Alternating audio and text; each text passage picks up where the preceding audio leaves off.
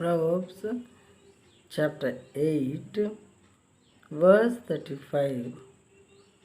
For whoever finds me finds life and obtains favor from the Lord. నన్ను కనుగొనువాడు జీవమును కనుగొనును, యెహోవా కటాక్షము వానికి కలుగును. నన్ను కనుగొనువాడు జీవమును కనుగొనును, యెహోవా కటాక్షము వానికి కలుగును. నన్ను కనుగొనని వాడు తనకే హాని చేసి కొనును. నాయందు అసహ్యపడు వారందరూ మరణమును స్నేహించుదురు. నాయందు అసహ్యపడు వారందరూ మరణమును స్నేహించుదురు.